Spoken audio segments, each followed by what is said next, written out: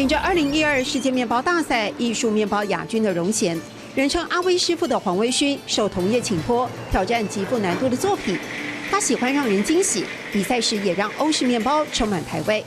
对他们来说，在法国当地是没有闻过这种油葱的香味。白酱里有油葱酥，撒3星葱，北埔的正宗客家咸猪肉，诱人香气四溢。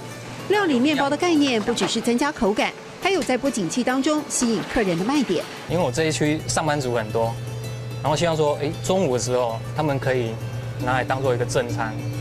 隐身在巷弄里的面包店对客群调查做足功课，面包少量多批出炉，不至于摆在台面上太久而干掉。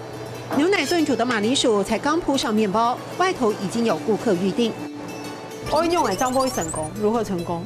可以抖宽。消费者现在要的是有特色的面包，阿威师傅善用客家食材，也创新酱料，客家咸汤圆的滋味浓缩升华在面包里。欧包的优点发挥在台式面包上，做得更有质感。招牌的柠檬伯爵吐司常有顾客2碗扑空。突然，我们发现熟面孔，美食家徐天林包包里还有下午买的面包，回头又来。大家都觉得很好吃啊，就感觉是真材实料。因为他是个客家小孩，那就是用那种很直朴的那种方式，然后来去对待面包，然后那面包一样会用好吃的那种呈现来回馈给你的消费者。对。